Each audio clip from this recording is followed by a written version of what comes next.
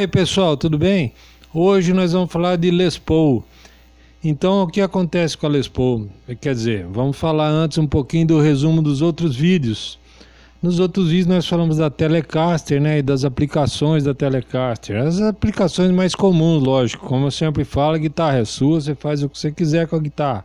Mas as aplicações mais comuns são o country, né, como nós já falamos, o blues e os rocks menos sofisticados.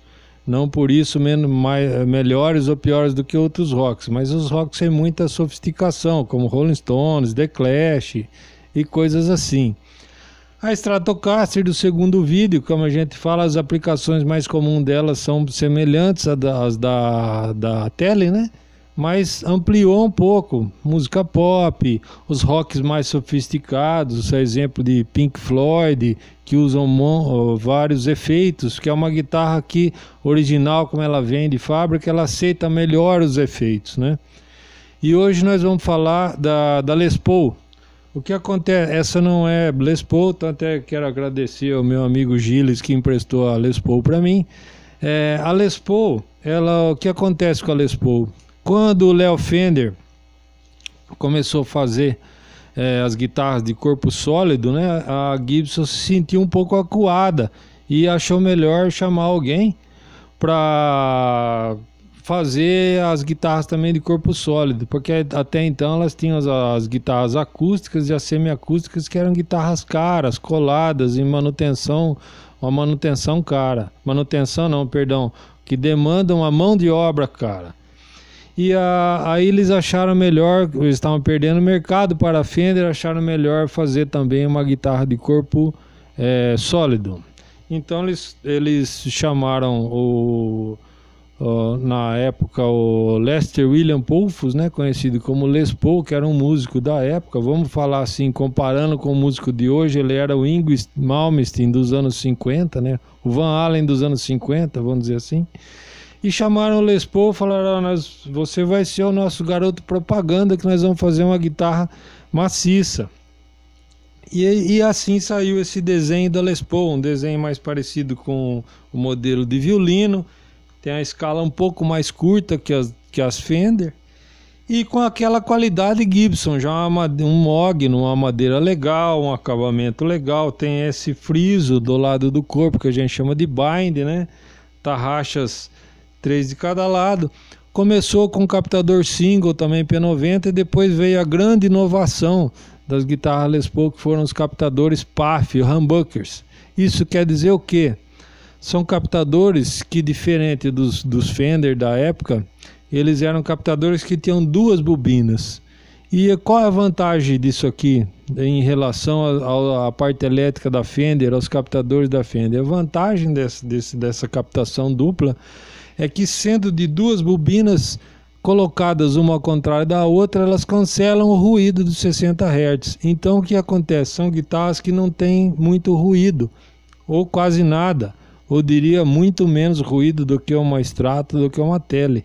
Então a Gibson, ela se preocupou um pouco de manter, mesmo fazendo uma guitarra de corpo sólido, ela não queria perder aquela tradição de guitarras feitas com uma certa excelência, que tivesse uma qualidade melhor e que atendesse assim as pessoas que ainda queriam ter uma guitarra de corpo sólido, mas ainda queriam ter aquela qualidade da Gibson. A Gibson não queria perder aquela qualidade. Então são madeiras que já têm o topo arqueado, né? Não são retas como as Fender. Você vê que tem um trabalho melhor, tem um topo arqueado. A parte elétrica mais elaborada, captadores duplos.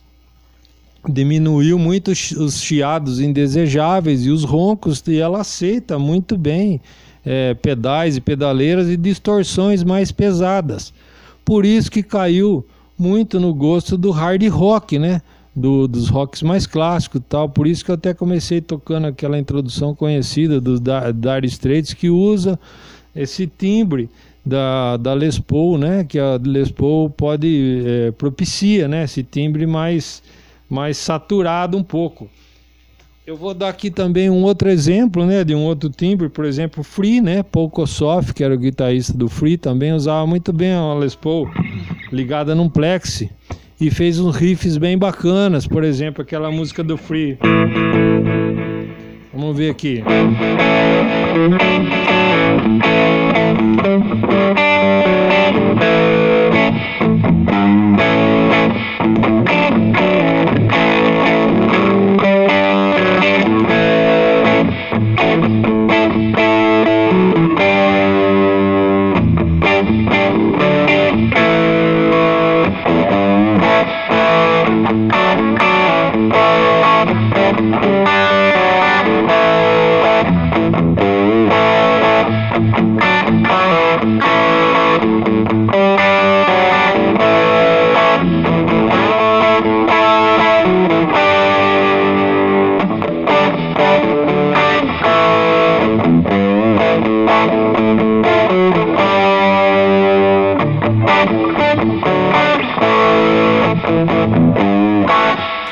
Então esse é o som característico da Les Paul.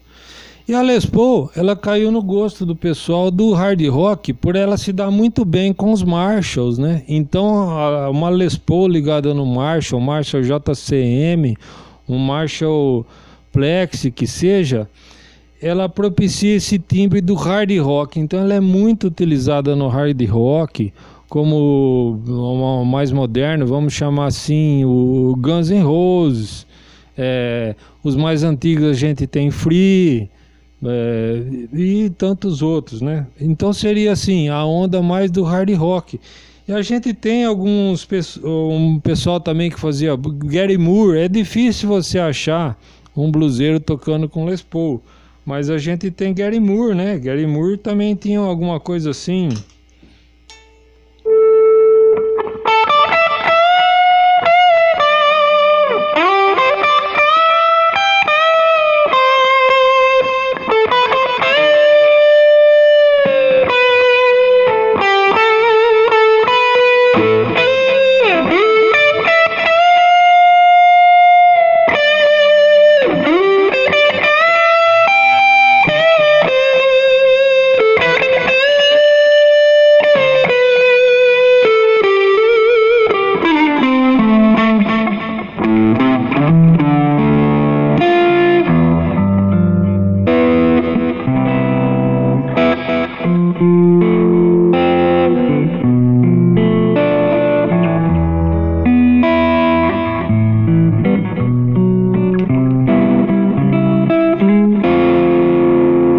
Assim vai.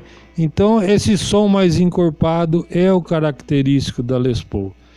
Então essas são humildemente assim uma breve história da Les Paul. Eu quero lembrar vocês assim que esse canal não tem o intuito de contar toda a história, esgotar isso, não. A ideia é passar para você, ouvinte, quais as aplicações mais comuns das guitarras. E hoje traz a história da Les Paul. E semana que vem nós vamos trazer alguma coisa a respeito da Super Stratus, que foi nada mais, nada menos do que uma ideia que começou nos anos 70 de juntar algumas virtudes das guitarras Stratocasters com algumas virtudes das guitarras Les Paul.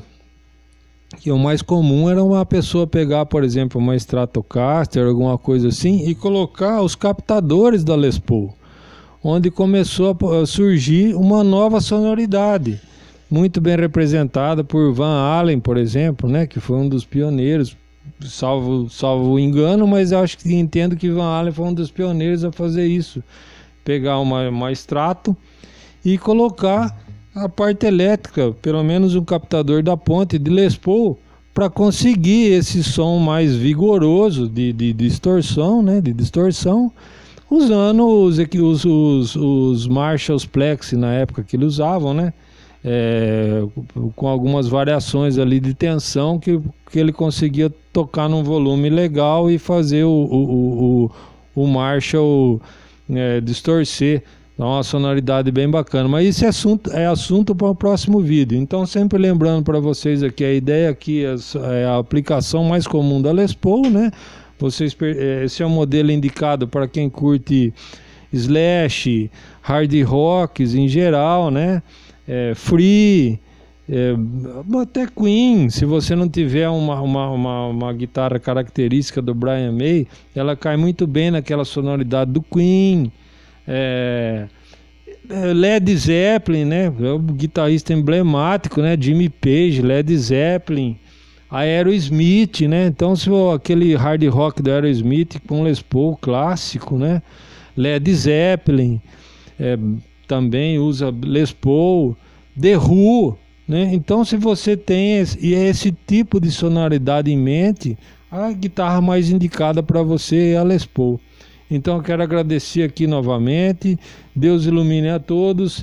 Se Deus quiser, semana que vem a gente também já vai entrar com alguma coisa. Eu vou começar, como eu já disse, vou trazer amigos aqui para demonstrar outros tipos de guitarra, outras sonoridades. E mais para frente, com vídeos um pouco melhor elaborados, a gente vai tentar dar exemplos de sonoridades mais comuns. E a gente vai revisitar um pouquinho as Telecasters, a Strato, agora a Les Paul.